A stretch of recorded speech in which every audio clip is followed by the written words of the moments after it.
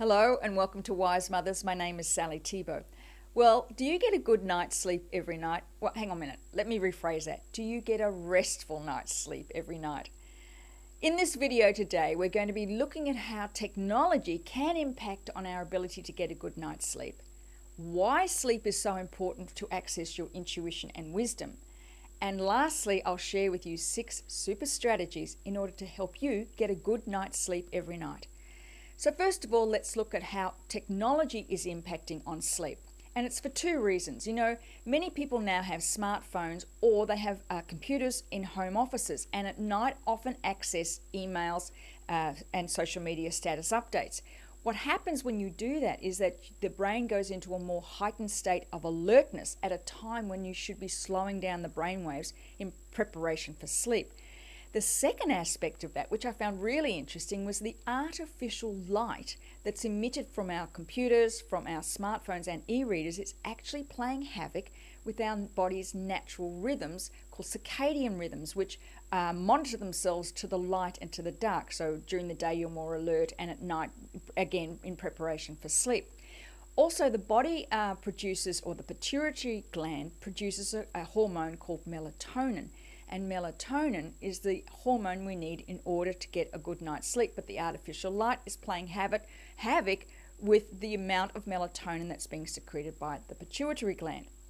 So, why is sleep so important? Well, that's where you access your wisdom and intuition. As you move down through the brainwave state, the theta brainwave state, which is that's placed between awake and asleep, is actually where your wisdom and your insight and your intuition exist. And the dream state often gives you the answers to solutions to many of life's issues that you're going through.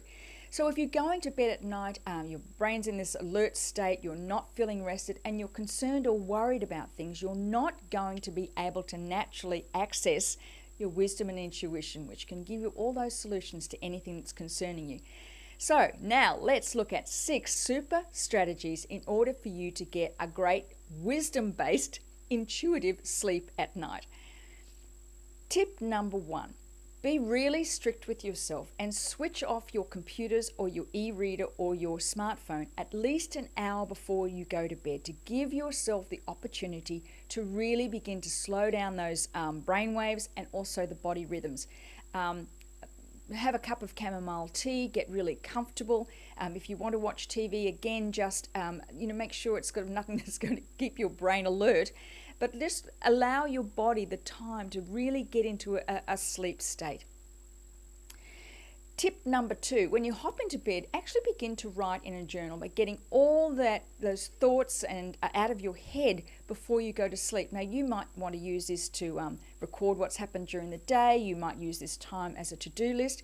But I like to use this time to actually revisit my intentions and my goals in order so that when I go to sleep, I actually am thinking where I am heading, placing my focus on where I want to be, not where I have been. So I always end off with my journal of exactly going over my intentions and then ensuring that everything that's concerning me is out on paper. Number 3, if you have a smartphone you sleep with it beside your bed, most smartphones now come with an app that has relaxation music ready that's perfectly designed for sleep. Set that music, and it also has a timer on it. It'll just turn itself off naturally. Tip number 4, now is the time to do what I call living in the question. So if you've got an issue that's really concerning you, now's the time to frame it up and to ask yourself a question and expect that you're going to get an answer. By asking the question, what you're doing is signaling to your subconscious that you expect an answer. And when you're going down from that, as you're sort of moving into that theta brainwave state, often your wisdom and intuition will provide an answer for you. Number 5, while the music's playing and you're finished writing in your journal, now's the time to really prepare your body for sleep, is to get comfortable yet again and just slow your breathing down. On each outward breath, just imagine relaxing every single muscle in your body, starting from your toes, working all the way up to the top of your head. But just allow the breathing to naturally get slower and deeper in order for you to have a truly restful night's sleep.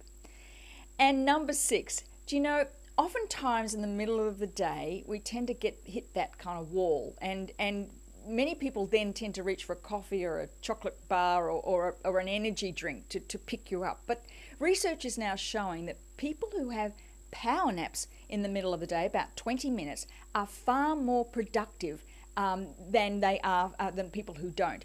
So if you're starting to feel a bit, tired or sleepy about 1 o'clock, switch off your computer, switch your smartphone to flight mode so no one can call you, and then switch it again to that sleep app.